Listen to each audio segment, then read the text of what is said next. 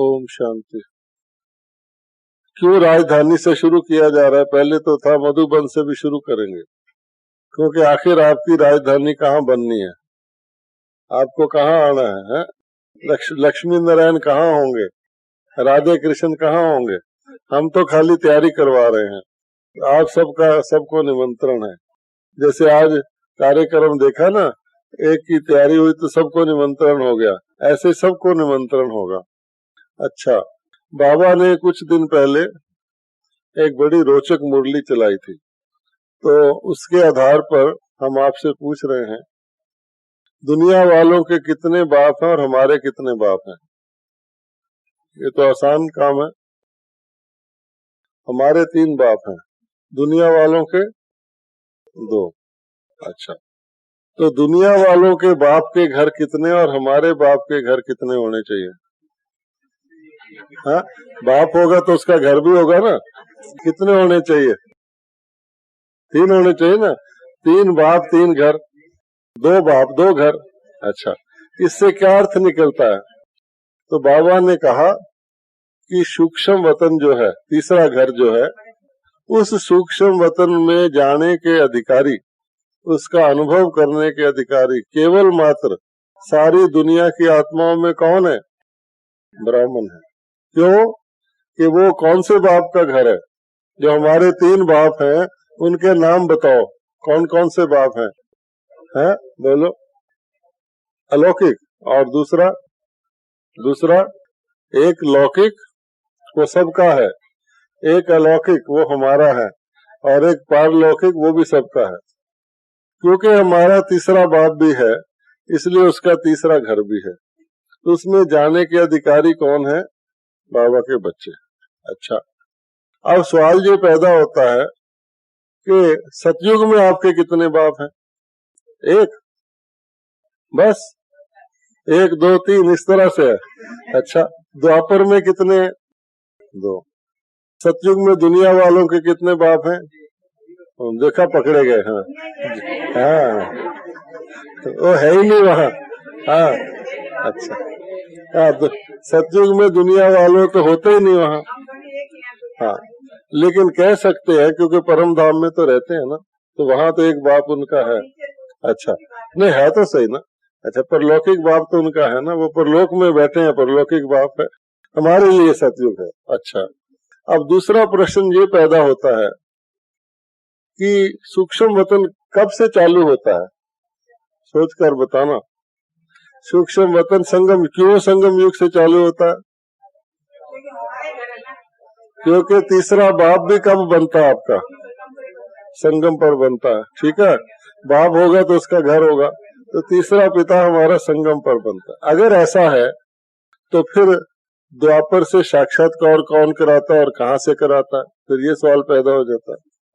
द्वापर से साक्षात्कार कराते हैं ना, किसी को हनुमान का, किसी को गणेश का, किसी को आपका, किसी को मेरा करवाते तो हैं। अच्छा, तो अब बताओ कि वो कहाँ से करवाता है और कौन करवाता है? हैं?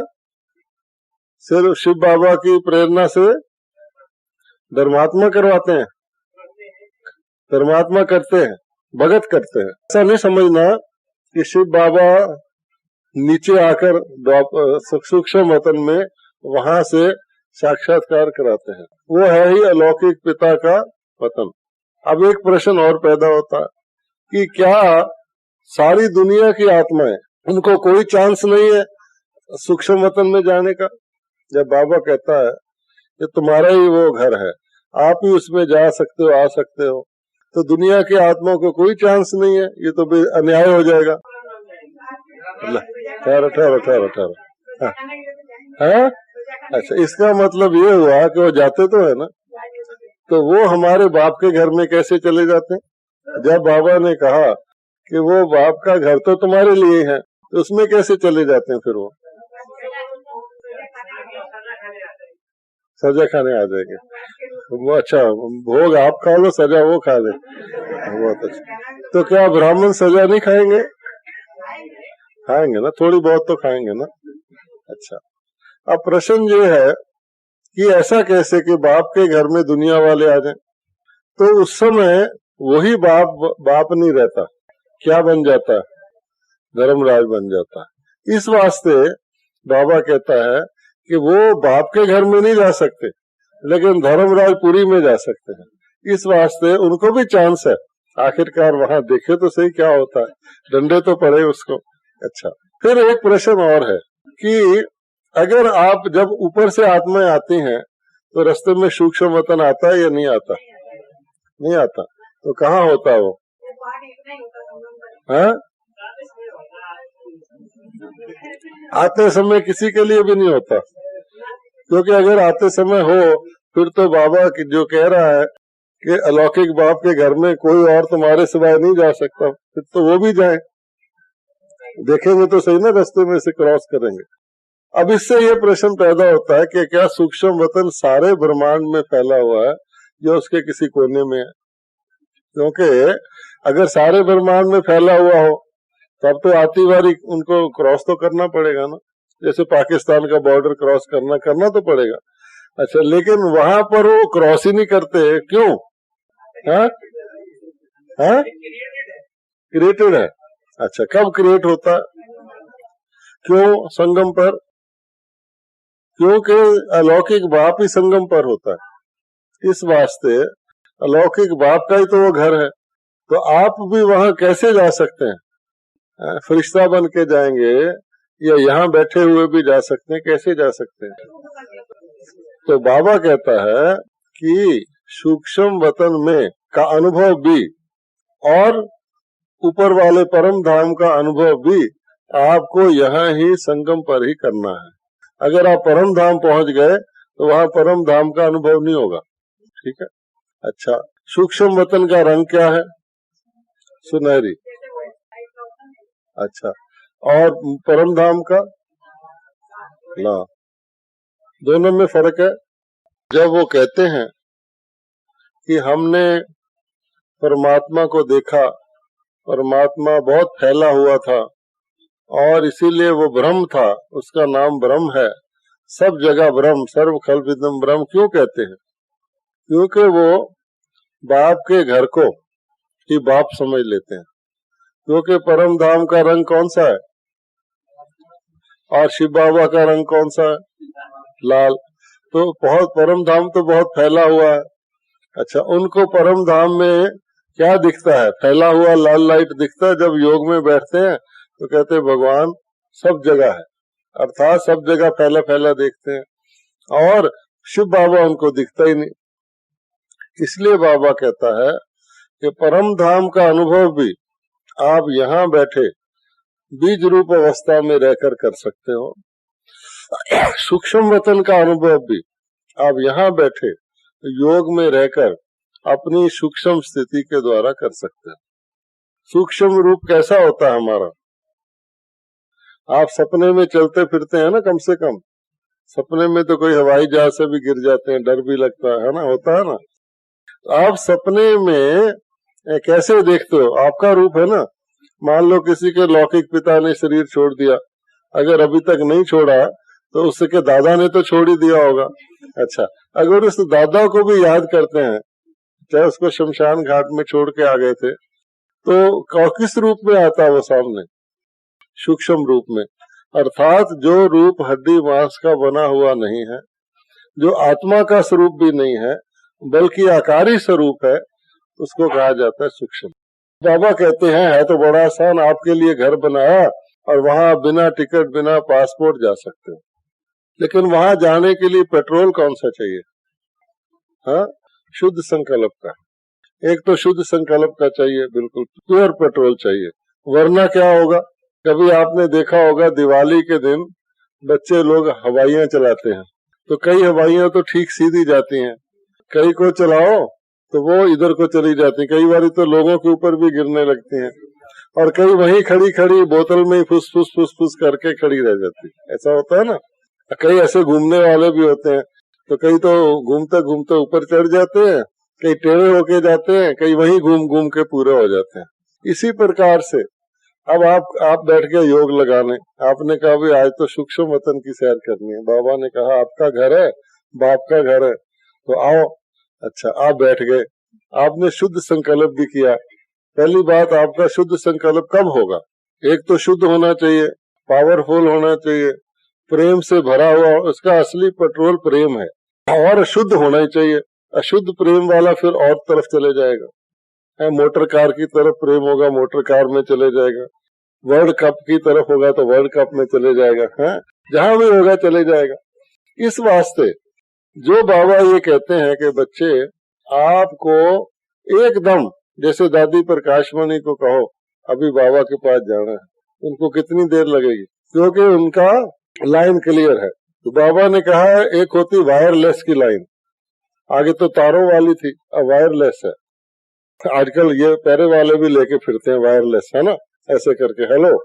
अच्छा, ये जो वायरलेस है ये फिर भी स्थूल है, इसमें स्थूल जा सकती है आवाज, लेकिन हमारा कौन सा है? वॉइसलेस मैंने निर्विकारी।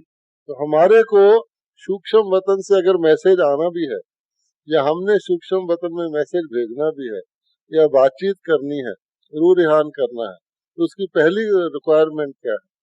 कि वॉइसलेस होना चाहिए। अब वॉइसलेस में तो बहुत कुछ आ जाता है। वॉइसलेस में क्या आ जाता है? मोटे मोटे विकार थोड़ी आते हैं, वो तो आते ही हैं। मोटे विकारों वाले तो इस धरती के आसपास ही घूमते रहेंगे, ऊपर जाने का सवाल ही नहीं। लेकिन वॉइसलेस के लिए एकदम क्लियर, जैसे कि बिना तार की, अभी अमेरिका वालों ने गन पिस्टल निकाला है, उस पिस्टल में आपको वो चलते फिरते व्यक्ति को ऐसे करके खड़ा कर सकते, पूरी सेना को खड़ा कर सकते हैं, एक व्यक्ति बिल्कुल हिल ही नहीं सकता। और उसमें है क्या कि उसमें भी उन्होंने हवा में ही रास्ता क्रिएट किया है, ऐसे लगेगा जैसे गोली गई है, जाता गोली नहीं जाती है, लेकिन उसमें से कुछ अणु जाते हैं। इसी प्रकार से पहले भी ऐसा था, लेकिन साथ लगा के करना पड़ता है, ये दूर से ही कर सकते हैं, ये फिर भी स्थूल है। तो बाबा कहते हैं कि आपका जो सूक्ष्म वतन जाने का कितना टाइम लगेगा? सूक्ष्म वतन जाने में 1 सेकंड, और वहां रहेंगे कितनी देर? जितनी देर वॉइसलेस हिलेगा नहीं तो फिर नीचे आ जाएंगे, है ना। अच्छा, इस वास्ते ये जो शक्ति है कि वॉइसलेस संकल्प बने, इसका क्या कुछ करना पड़ेगा हमें?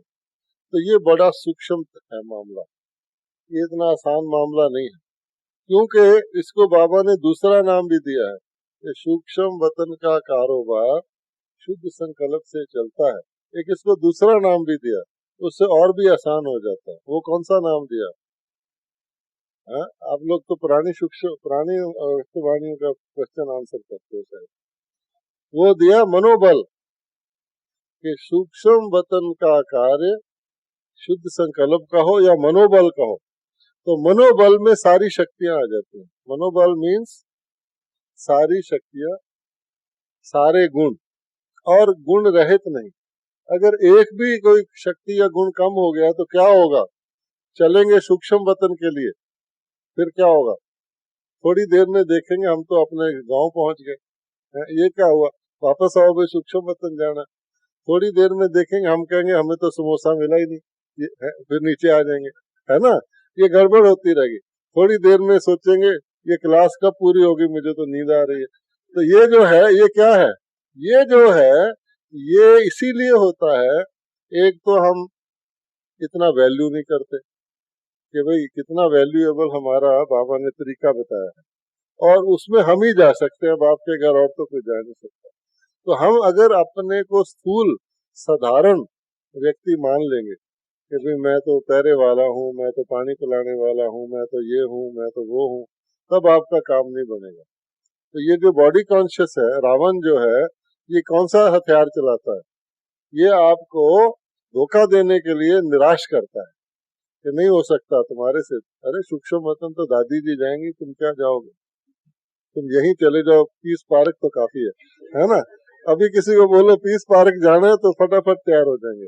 अभी नाटक देखना वहाँ होना, कल्चरल प्रोग्राम, तो खाना भी नहीं खाएंगे। अच्छा, अगर कह दो कि योग में बैठना है तो कहेंगे अभी थक गए, कितनी देर बैठना है भाई योग में। इसका कारण क्या है? इसका कारण यही है कि विशेष होते हुए भी कोई व्यक्ति साधारण बन जाए, तो यही कारण होगा। इसलिए बाबा कहता है कि ज्ञान का मतलब है ज्ञान तो बड़ा आसान है, कुमारियों को थोड़ी ट्रेनिंग दे दो, आपको डंडा लेकर सारा समझाना शुरू कर देंगे। लेकिन ज्ञान का अर्थ है ज्ञान के द्वारा उसको यूज करके अपने जीवन में से बहुत महीन महीन चेकिंग करके अपनी कमजोरियों को निकालना। अदरवाइज क्या होगा, हम कहेंगे हम तो सोच चिंतन कर रहे हैं। सोच चिंतन क्या कर रहे हैं, ड्रामा, आत्मा, परमात्मा, मुरली की पॉइंट याद कर लिए, रिपीट कर दिए। नहीं, अपनी सूक्ष्म कि हमारी लाइन इतनी बुद्धि की क्लियर हो, इतनी वाइसलेस हो, क्योंकि अब टाइम तो खतरनाक आने वाला है। आप अगर नहीं क्लियर करेंगे तो क्या होगा, तो बाबा ने कहा हुआ कि माया भी ध्यान रखती है कि जिसका जो पॉइंट कमजोर है ना, उसी की पेपर आएगा है। उस वक्त ख्याल आएगा मैं अपने घर होया हूँ, है घर गएंगे वापस ही नहीं आ सकेंगे। तो इसलिए बाबा कहता है कि उस लास्ट मोमेंट के लिए व्यक्ति को, बाबा ने सोचा कि लास्ट मोमेंट कौन सी डेट को आना है, उस दिन तैयारी करूंगा मैं। या मम्मा ने सोचा कि लास्ट मोमेंट कौन सी डेट पर आना। जो डेट्स के हिसाब से लास्ट मोमेंट करते वो तो वैसे ही धोखे खाते और अलबेलेपन में रहते हैं।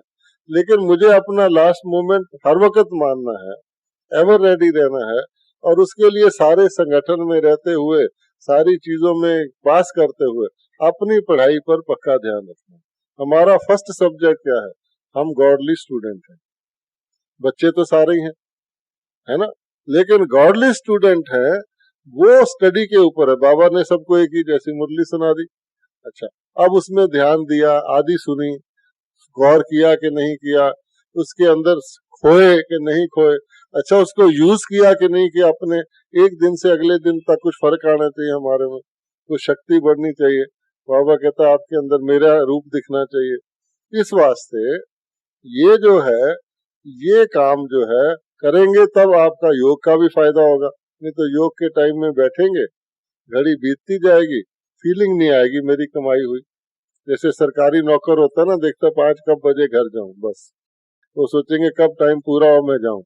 लेकिन वो जो बिजनेसमैन होता है वो थोड़ी देखता 5 कब बजे मैं घर जाऊं, वो तो कमाई करता है। इस वास्ते हमें जो है इस ज्ञान, अपने यहाँ पर सेवा वगैरह मिली हुई है वो और बात है, उसका भी फल है, भगवान के घर में तो आने का भी फल है। लेकिन हमारा जो असली काम है उससे हमें अटेंशन नहीं हटाना चाहिए। कारोबार करो, बिजी रहो, ये हमारा टेस्ट है, क्योंकि हम कर्म योगी हैं। हम खाली योगी नहीं कि जाके बैठ जाओ, नहीं, कर्म करते हुए योगी बनना है, उसके लिए योग का अभ्यास करना है। लेकिन उसकी सफलता जब मिलेगी यदि हम ये याद रखेंगे कि हमारा मनोबल मीन्स, तब बाबा ने कहा हुआ है एक है मास्टर सर्वशक्तिवान, एक है मास्टर शक्तिवान। उसमें शक्तियां हैं, चंद्रमा में भी कलाएं होती हैं। अब 16 में से 14 भी हो गई है तो सही, 14 बड़ी चीज है। किसी को 14 नहीं मिल जाए, 100 में से किसी को 95 नंबर मिल जाए, कहेगा मेरे तो बहुत नंबर आ गए। एक था बनिया, तो बनिए का बेटा मैं हिसाब में पास हुआ, 100 में से उसको 96 नंबर मिल गए। तो घर आया तो माँ ने उसको हलवा खिलाना शुरू किया, बेटा बड़ा, 100 में से 96 नंबर मिल गए। अचानक वो बनिया आ गया, उसने कहा क्या है ये हलवा वगैरह क्यों बन रहा है, बनिए तो कंजूस होते हैं। उसने कहा अरे तुम्हें पता है ये 100 में से 98 नंबर लाया है। बनिए ने जोर से उसको एक लपड़ मारा, एक उधर मारा, 100 में से 98 लाया। अरे तूने तो मूल भी गवा दिया, हम तो 100 के 200 करते हैं शाम तक, तू 100 भी नहीं वापस लाया, है ना। इसी प्रकार से अगर हम ये सोचे 16 में से 14 तो मिल ही गई, तो 14 में होगा क्या, 14 में एक क्वार्टर तो आपका स्वर्ग भी गया, ठीक है ना। इसलिए बाबा कहता है इसमें आपका फायदा है कि जितना जल्दी जल्दी सर्व गुण सर्व कलाओं को धारण करेंगे, सर्व शक्तियों को धारण करेंगे, तो उतना आपका सेवा का यानी दान करने के लिए जमा होगा, जिसको कहते हैं विश्व कल्याण। बाबा तो आजकल कह रहा मनसा सेवा करो, अब बैठ जाओ, तत्वों को शुद्ध करना है, और सोचे तो पहले मैं तो शुद्ध हो जाऊं, मेरा संकल्प तो शुद्ध हो जाए, तत्व तो बाद में होंगे। कैसे तत्व शुद्ध होंगे, उसके लिए तो एक्स्ट्रा चाहिए ना। अब जैसे सागर पहाड़ियों को डुबो देता है तो बहुत गहरा होता है, उसमें कई पहाड़ियां डूब जाती हैं। तो समस्याओं को भी डुबोने के लिए आपको उससे ज्यादा पावरफुल होना पड़ेगा। इस वास्ते सो कल्याण सो कल्याण सो कल्याण, बस मेरा ही कल्याण होता रहे, मुझे पॉइंट्स लिखता रहूं और मैं मुरली सुनता रहूं, दिल कहे बाबा मुरली सुनता रहूं, बस। तो उसका फायदा क्या होगा? आप सीधा त्रेता में जाएंगे। इसलिए बाबा ने कह रखा सो कल्याणकारी त्रेता में। इसमें चाहिए क्वालिटी। अब त्रेता के राजा की कितनी प्रजा होती है? रामचंद्र जी की कितनी प्रजा है? और लक्ष्मी नारायण की कितनी प्रजा है? और लक्ष्मी नारायण फर्स्ट की कितनी प्रजा है? अब मम्मा की कितनी प्रजा है? ये जो आजकल रेजगारी पैदा हो रही है, मम्मा की प्रजा है क्या? मम्मा की प्रजा की भी प्रजा है ये, क्योंकि तो कॉइन्स है, जैसे छोटे बच्चों का भरा रहता ना, उसमें होते हैं कॉइन, पैसे ही होते हैं ना, पैसे आने 4 आने 8 आना। इस वास्ते बाबा कहता है, जिसको कहता है वारिस बनाओ, पहले तो खुद वारिस बनो। बड़े खुश हो जाते हैं बाबा के वारिस बनाओ, वाह। अब वारिस हम होवे नहीं, दूसरे को कहे तू वारिस बन जा, वो क्या कहेगा? चैरिटी बिगिंस एट होम, तुम तो बनो। इस वास्ते, और वारिस बनने का भी क्या अर्थ है? कोई बहुत धन इकट्ठा करके ले आए तो वारिस बन जाए, ऐसा भी नहीं है। मम्मा क्या धन लाई थी? कुछ भी नहीं लाई थी। तो इसलिए बाबा कहता है कि इस ज्ञान में क्वालिटी का मूल्य है। तो क्वालिटी में गुण होते हैं, तो गुणों को ग्रहण करना। हीरे भी बाबा ने मुरली में कहा है, कई प्रकार के हीरे होते हैं, है तो सारे हीरे, लेकिन उसकी वैल्यू में फर्क होता है। इसी प्रकार से फूलों की भी वैल्यू में, कोई मोंगरे का फूल बाबा कहता है, अक का तो छोड़ो, कोई रूहे गुलाब कहता है। तो हमको क्या बनना है? हमें तो अपना संगठन का फायदा ले सकते हैं आप, लेकिन संगठन में खो जाए कि चल भाई मैं भी जा रहा हूँ, तू भी चल साथ ही, तो वो दोस्ती किसी काम की नहीं है। वो दोस्ती भगवान से परे करने वाली है। तो किसी का, बाबा कहते हैं, एक दूसरे को सावधान करके उन्नति को पाना। इस वास्ते हम आपको ये कह रहे हैं कि बाबा ने कहा सूक्ष्म वतन की सैर करो, बड़ा अच्छा है, अब करी, या अंत में बाबा कहते सबको सूक्ष्म वतन ले जाऊंगा, एक बारी तो दिखाऊंगा, उस वक्त जाना है, वो तो फिर दूसरा हो जाएगा तरीका, है ना। इस वास्ते बाबा ने कहा आप बच्चों को मैंने सारी दुनिया में सबसे श्रेष्ठ बनाया है। हमारे नाम लेकर लोग, जैसे किसी बड़े सेठ का नाम लेकर लोग काम दुनिया में करे आते हैं ना, मैं फलाने का आदमी हूँ, हमारा नाम लेकर कितने लोगों का रोजगार चल रहा है। काम हमारे वाला नहीं है, नाम हो गया ब्राह्मण, है जी। तो क्या कर रहे हैं वो? जन्म से लेकर मरने तक लोगों की हर काम में वो ब्राह्मण चाहिए, है ना, पंडित जी नहीं आए। अब वो जो ब्राह्मण है उनको कितना कुछ मिलता है, सब उनका जीवन निर्वाह चलता है, तो किसके आधार से?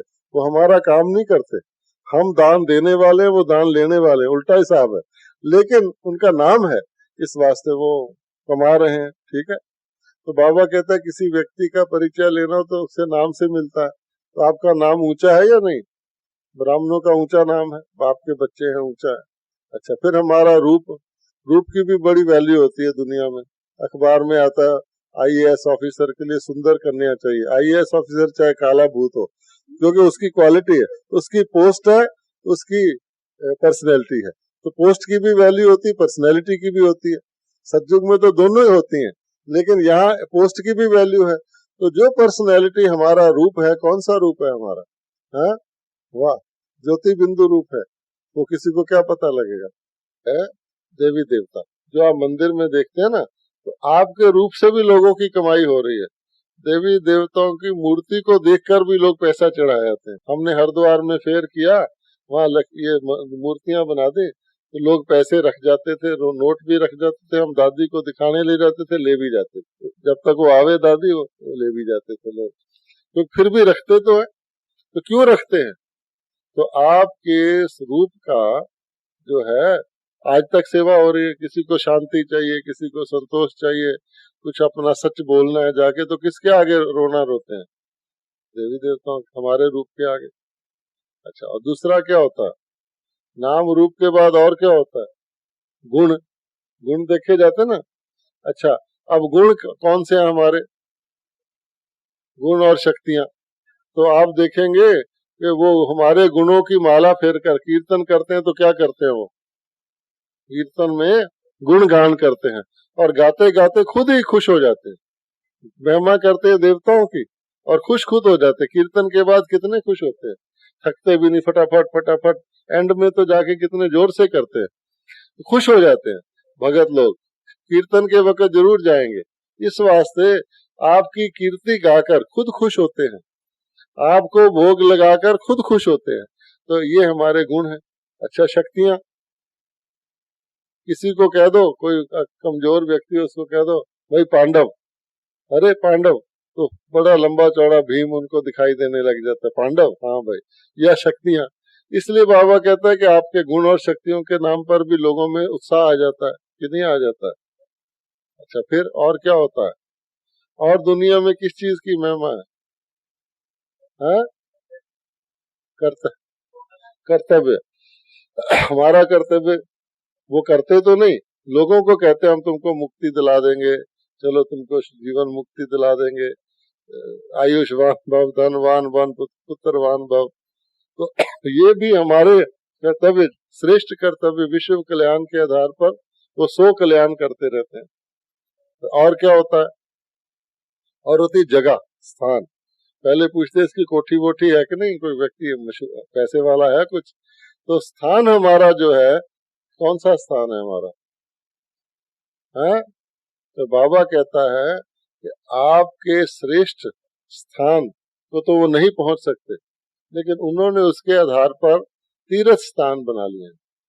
जगह जगह सारे वर्ल्ड में, सारे भारत में तीर्थ स्थान बना लिए, जहां जाकर के वो स्थान की महिमा, गंगा सब जगह बह रही है, लेकिन तीर्थ स्थान पे जाके और वहां पर जाके वो कहेंगे हम पुण्य हो गया हमारा। तो स्थान भी हमारे नाम से बाबा ने इतना श्रेष्ठ स्थान हमारा बनाया है, मधुबन बनाया है। सतयुग भी श्रेष्ठ, मधुबन भी श्रेष्ठ, परम धाम भी श्रेष्ठ, सूक्ष्म श्रेष्ठ ही श्रेष्ठ है। तो हमारी तो मौज हो गई। फिर और क्या होता है? तीर्थ पर जाते भी हैं, फिर भी कहते हैं उस समय, उस घड़ी स्नान करोगे तो ज्यादा लाभ होगा। चाहे सुबह 4 बजे ठर ठर ठर ठर करते जाके डुबकी लगा के फटाफट निकलते, लेकिन है तो सही। तो वो समय, उसको कहा जाता है समय। दुनिया में मुहूर्त निकलवाते हैं हर काम के लिए, तो समय का भी महत्व है। तो हमारा कौन सा समय है? ये जो इस समय का श्रेष्ठ समय है, जिसको कितने नाम दिए हुए हैं, इसको अमृत वेला, इसको ब्रह्म मुहूर्त है, प्रभात, और इसको स्लीप युग, कल्याणकारी युग, पुरुषोत्तम युग, कई नाम दिए हुए हैं। तो ऐसी सारी महिमा के पात्र बाबा के बच्चे बनने के बाद, जिसको बाबा ने कहा ये लो कलम, जितनी चाहिए किस्मत लिख लो अपनी, और फिर हम बन जाए साधारण। मुरली भी सुने हाईएस्ट, क्या हमारा सतगुरु क्या सुनाता है? ऊंचे से ऊंचा, वो कोई भी नहीं सुनाता। कितनी अच्छी अच्छी मुरलियां सुना रहा है। किसी दिन कहता है ऐसा बाप है जिसका कोई बाप ही नहीं है, किसी दिन कहता है ऐसा गुरु है जिसका कोई गुरु ही नहीं, किसी दिन कहता है वो स्वर्ग में आता नहीं लेकिन उसको सब पता है। कितनी वंडरफुल मुरलियां, अगर आप गौर गौर से सुनो आपको कितना मजा है कि कोई किसी को उसमें जाता नहीं। हमें भी इससे ज्ञान मिलता है कि आग में हाथ डाल के कोई कहे हाथ जलता है, उसका क्या फायदा? ये जाने के हाथ डाले भी नहीं कि इससे हाथ जलता है, तभी तो फायदा है। तो बाबा कहता ना मैं सतयुग में आऊं ना कलयुग में आऊं, फिर भी तुमको दोनों का ज्ञान सुना के दोनों से तुमको लाभ दूं, कलयुग से बचाऊं, सतयुग में ले जाऊं। ऐसा वंडरफुल कोई होता है? ऐसा हमारा फादर, ऐसा हमारा टीचर, ऐसा हमारा पकड़ पकड़ कर भी ले जाने वाला सतगुरु। अब हम आगे छूटने वाला नहीं, छोड़ने वाला नहीं है वो हमें। आप छूटना भी चाहोगे तो पकड़ पकड़ के 2 डंडे लगा के भी ले जरूर जाएगा, उसका ये वायदा है। लेकिन डंडे खा के क्यों जाए? इसलिए बाबा कहता है कि ये पढ़ाई इंटरेस्टिंग है, बड़ी सहज है, बड़ी रोचक है, लेकिन इसमें एक ही चीज चाहिए, अटेंशन, कि हम गॉडली स्टूडेंट हैं। और गॉडली स्टूडेंट का मतलब क्या है? जनरल स्टूडेंट नहीं है गॉडली स्टूडेंट। एक स्टूडेंट बीए में पढ़ रहा है, मैं बीए स्टूडेंट हूँ, उसका टेस्ट क्या होता है? आज उसने जो पढ़ा, आज उसको उसने पढ़ के हजम करके धारण किया, कल की पढ़ाई के लिए उसका तैयार हुआ, या आज की पढ़ाई ये कल पढ़ेगा, कल की पढ़ेगा परसों। ऐसा तो नहीं ना इसको लग जाएंगे बरसों, ऐसा तो नहीं है ना। इसलिए बाबा कहता कि आज का तुरंत मम्मा ने क्यों सबसे पहले पूरा कर लिया अपना पाठ? इसलिए कि मम्मा को जो शब्द बाबा कह देता था उसका वो रूप उसको धारण करके सोचकर मंथन करके अपना बना लेते, खत्म। हालांकि उस समय विदेशों में सेवा नहीं थी, बाबा कहता था विदेश में सेवा होगी। उस समय सन्यासी को इतने नहीं आते थे, बाबा कहता तुम सन्यासियों को समझाओ। लेकिन जो मम्मा को कह दिया, मम्मा ने उसका रूप बन के, मम्मा की आप कोई मुरली सुने, कोई अज्ञानी व्यक्ति भी सुनेगा ना, वो इतनी युक्ति युक्त, तर्क युक्त होगी कि कोई व्यक्ति ये नहीं कहेगा ये क्यों कहा। हम लोग कहेंगे तो फिर भी कह देंगे ये समझाओ और समझाओ। उसने ऐसा नपा तुला उसका होता था। कारण क्या? मम्मा ने धारण किया। मम्मा तो कुमारी थी, लेकिन उसका रूप भी बदल गया। यानी कोई व्यक्ति किसी चीज को ऐसा धारण करे, उसका रूप भी देवी जैसा हो जाए, माँ जैसा हो जाए, उसकी लौकिक माँ भी उसकी गोद में जाए, समझे कि मम्मा है, तो क्या कैसे कर लिया कि उस ज्ञान को धारण किया। कोई ज्ञान साथ लेके चले, कोई कहे जी ये ले जाओ 10,000 रुपया तुम्हारा है, शाम को फिर वापस ले आए जी मेरे पास रखा है 10,000, उसका क्या फायदा। इस वास्ते रोज का रोज, बल्कि बचाना ही नहीं, उसको पचा कर हजम करके मेरा बन गया, तब बाबा कहता कि मैं वर्षा दे रहा हूँ, मैं वर्षा लुटा रहा हूँ, मैं वर्षा पूरा देकर चले जाऊंगा। चले तो जाएगा ही। अब नयों के निमित्त हमें मिल रहा है, रिवाइज हो रहा है, तो हम वो वर्षा लेकर के खाली खुश हो रहे हैं, दूसरों को वर्षा मिल रहा है। हमारी संस्था बहुत अच्छी हो रही है, बहुत लोग आ रहे हैं। एक होता है दर्शक की खुशी, कि कहीं दर्शक होते हैं ना, बहुत बहुत बड़ी रौनक लगी हुई है। एक होती है पाठधारी की खुशी, एक होता है बारात को देखकर खुश होना। बारात में शाम उसको भी थोड़े 2-4 लड्डू तो मिल जाते हैं बारात में जो पास पास खड़ा हो। एक है उसमें जाकर खुश होना। हमें ये देखना है कि हम वर्षा लेकर वारिस बन रहे हैं, या वारिस और बन रहे हैं। हम वो फलाना लंदन में वारिस बन गया, वो अमेरिका में बन गया, वो वहां बन गया, और हम देखकर खुश हो रहे हैं, आओ जी बाबा के वारिस आओ। नहीं, ये भी अच्छा है, लेकिन ये कोई पद तो नहीं है ना। इस वास्ते बाबा कहता जब टाइम दे ही दिया। एक व्यक्ति कल परसों भाषण कर रहा था, हर एक के पास 24 घंटे है। वो कह रहा था हर एक के पास 24 घंटे, और किसी के पास कम ज्यादा होगा, 24 घंटे तो सबके पास हैं, बराबर है। उस 24 घंटे को हम कैसे यूज कर रहे हैं? अपनी तरक्की के लिए कर रहे हैं। तब बाबा ने कहा था कई बच्चे आते हैं जीवन बनाने, फिर थोड़े दिन के बाद ढीले हो जाते हैं तो लग जाते हैं जीवन बिताने। है भाई, चलो अच्छा गुजर रहा है, मुरली भी सुन लेते हैं, अपना कोई झंझट भी नहीं है।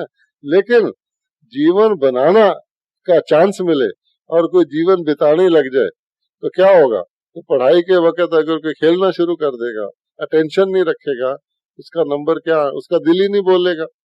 तब बाबा कहता है ऐसा टाइम नजदीक आएगा जब आपको प्राप्ति का भी नशा चढ़ेगा, और अगर प्राप्ति नहीं होगी तो पश्चाताप होता रहेगा बार बार, मैंने ये नहीं किया, ये नहीं किया, ये कर लेता। जो करना का टाइम है वो भी निकल जाएगा, हाय मैंने ये नहीं किया, क्योंकि वो कर ही नहीं पाएगा, संकल्प उसका नीचे। इसलिए बाबा ने कहा है संकल्प एकाग्र हो, पावरफुल हो, शुद्ध हो, और शक्तियों संपन्न, जिसको मनोबल कहा जाता है, विल पावर। एक होती है विश पावर, हाँ जी हो जाए, होना चाहिए, होना चाहिए। एक है विल पावर, विल माने होगा निश्चित, तो विल पावर को मनोबल कहा जाता है। तो आपके हाथ में है, ज्ञान योग धारणा करके मनोबल इकट्ठा कर लें। अगर बॉडी कॉन्शियस में आ गए तो फिर क्या होगा? वो मनोबल डिस्चार्ज हो जाएगा, सेवा की अभिमान आ गया, ये किया अटैचमेंट हो गया किसी के साथ, जुड़ बातचीत में ये मेरा मित्र है, बाकी मेरे जैसे कम मित्र हैं। ड्यूटी की पूरी नहीं की, नाम मात्र की। जैसे माता रोटी बनाती, एक तो भाई बाबा के बच्चों के लिए प्यार से बना रहे हैं, एक चलो है, फूले ना फूले कोई तो खाएगा ही है, अस्पताल तो है ही। इस वास्ते ये जो करेंगे उसको कम मिलेगा। इसीलिए बाबा कहता है कि ये नहीं क्या काम कर रहे हो, उसको कैसे कर रहे हो, अपना स्नेह युक्त बाबा का समझ के। बाबा ने कहा है गॉडली सर्वेंट भी हैं आप, मैसेंजर भी हैं, तो गॉडली सर्वेंट के समय सर्वेंट बन के, ना उसमें लोभ आए, अनासक्त होकर सिर्फ सेवा भाव से करेंगे, उसका फल और है। किसी को सुना दिया जाके मैंने ये किया, आधा गया, ऐसे है। किसी को किया, उसका नशा ही चढ़ गया, तो मेरे बगैर इनका काम ही नहीं चलता, मैं रूठ के बैठ जाता हूँ, तो फिर कट जाता है। इसलिए बाबा कहता है मनोबल को बढ़ाना, उसको कायम रखना भी आपके हाथ में है। मिलते हुए भी आपकी जेब में छेद है और खिसकता जाए तो वो भी आपके हाथ में है। ओम शांति।